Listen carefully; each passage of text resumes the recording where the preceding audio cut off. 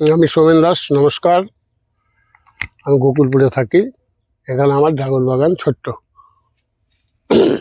কাকু, এই ড্রাগনের আইডিয়াটা আপনার কিভাবে?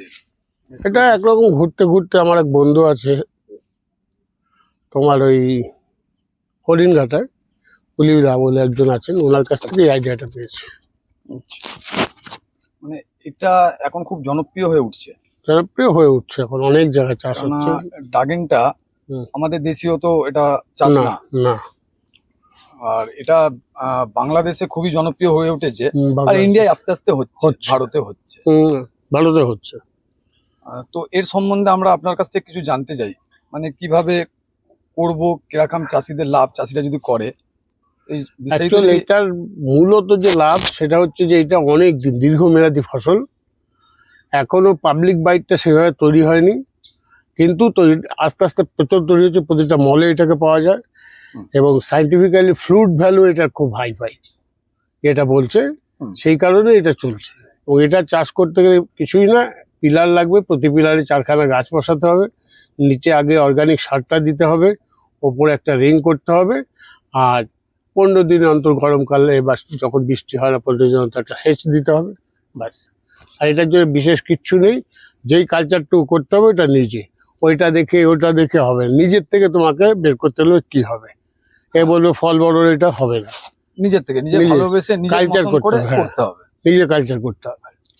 আর এই পিলারে আপনার এই জমিতে তো কত পিস পিলার আছে? এখানে 105 পিস পিলার আছে।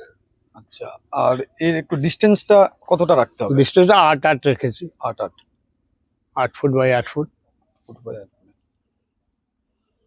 আর এর আগে কতবার হারভেস্টিং করেছেন? এইটা যে আমার দ্বিতীয়বার উঠছে। তো প্রথমবার হারভেস্টিং এ কি বুঝলেন? হ্যাঁ, এখানে যথেষ্ট লাভদায়ক, মানে ঠিকভাবে করতে পারলে এখান থেকে চাষিরা কিছু লাভ পাবে।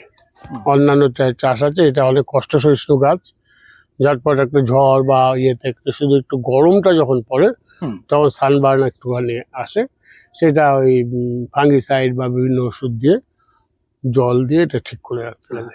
সানবার্নটা একটা ব্যাপার। আর একটা জিনিস, এটা তো একটা ক্যাকটাস জাতীয়, অবশ্যই ক্যাকটাস গাছ, আর ক্যাকটাস আমরা জানি জলটা পছন্দ করে না। না, জল বেশি পছন্দ করে না। চলুন একটু আসতে। এটা যেহেতু ফল দেয়, এই গাছটা একটু নরম গাছ, ক্যাকটাসের মধ্যে নরম প্রজাতির। ক্যাকটাস যেরকম রোদ সহ্য করে, যত রোদ হোক, কিন্তু এইটা আমাদের ইউনিভার্সিটি বা যেখানে আমি যাই আলোচনা করি, হচ্ছে এইটা নরম ফল দেয় যেহেতু, সেই জন্য এটা একটু নরম প্রজাতির গাছ, যার জন্য রোদে একটুখানি কাহিল হয়ে যায়। ওই সানবার্নের একটু প্রবলেমটা দেখা দেয়।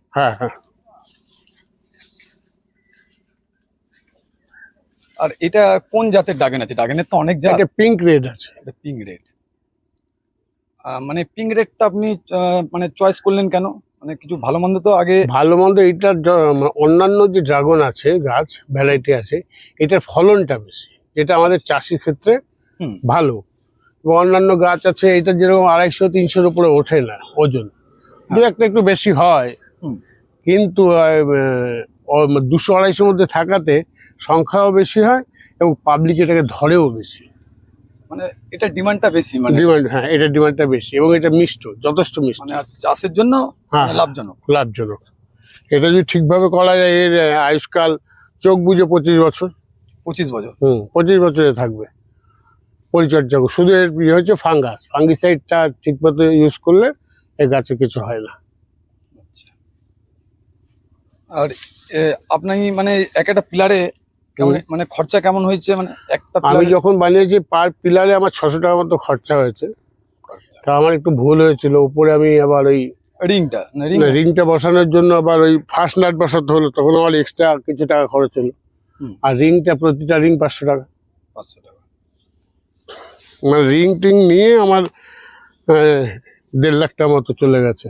তারপরে গাছ 25 টাকা করে পিস নিয়েছিলাম। আর এই যে ফ্লাওয়ারিং হচ্ছে।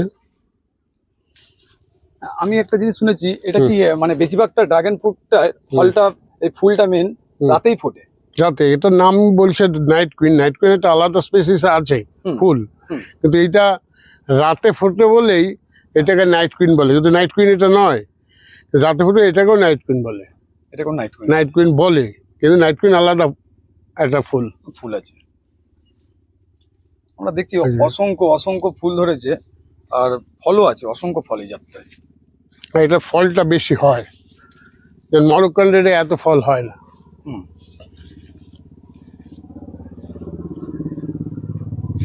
আর মানে আপনি এটা নিজের হাতেই যা করেন নিজের হাতেই করেন? হ্যাঁ আমি করি। ঠিক মানে রাসায়নিক সার কিন্তু এই গাছটা খায় না, রাসায়নিক পছন্দ খায় না। করে না। কিন্তু আমরা অনেক মানে ইউটিউবে অনেক ভিডিও দেখেছি, হুম মানে অনেক চাষি অনেক রকমই কথা বলে, হুম। মানে আপনি টোটালটাই জৈব দিয়েই করছেন? জৈব, জৈব টোটালটাই জৈব। শুধু ফুল যখন ফুল আসে হ্যাঁ। তখন আমি ওই মাস 1 মাস ফুল আসার আগে একটু পটাশ, এটার মধ্যে 15 kilo 10 kilo 7 kilo potash 7 kilo phosphate দিয়ে দিই। এক একটা পিলারে? না, টোটালটা 10 কাঠা। হ্যাঁ, তাহলে আর এছাড়া গোবর সার আর খোল। একটা জিনিস আর একটু ছোট করে, অনেকে তো এখন হ্যাঁ ছাদে বলুন, তারপরে বাড়ির আশেপাশে, বাড়ির সামনে কোনো জায়গা হোক, হুম, পেছনে হোক, হুম। অনেকে শখে বসাচ্ছে, আমরা দেখতে বসাচ্ছে। পাচ্ছি। হুম। তো তাদের একটা দুটো গাছের জন্য মানে কতটা একটু সুবিধা হতো আমাদের দর্শকদের জন্য, হুম। মানে তাদের একটা আইডিয়া পেতো, হুম। মানে একটা গাছের জন্য কতটুকুনি? একটা গাছের জন্য সারা বছরে 250 গ্রাম খোলই যথেষ্ট। সেটাও মানে ভাগে ভাগে ভাগে ভাগে দিতে হবে। আচ্ছা। ঠিক আছে, ওটাকে পচিয়ে হুম। তারপরে 1 গ্লাস লিকুইড করে সেটার সাথে জল 10 গ্লাস জল মিশিয়ে, নর্মাল ওয়াটার মিশিয়ে, হুম। তার থেকে 1 গ্লাস, যেমন কেউ খোল যদি দাও, খোল দিলে খোলের প্রচন্ড ধপ, হ্যাঁ। সেই ধপে গাছটা মরে যাবে। সেই জন্য 1 গ্লাস যদি লিকুইড হয়, হ্যাঁ। সেটার সাথে 10 খানা জল দিতে হবে, 10 গ্লাস জল একদম লিকুইফাই হয়ে যাবে। হুম। তারপর থেকে 1 গ্লাস ওটার মধ্যে দাও। এটা এরকম আর কি। ওটা একদম একটু হাড় কুচি, এগুলো হাড়কুচি, শিংকুচি। হ্যাঁ, রিং কুচি এগুলো দেওয়া যায়। হুম। কিন্তু আমরা এখানেও দিই, কিন্তু এই যে মেজারমেন্টটা এটা আলাদা একদম। হ্যাঁ, তা ঠিক।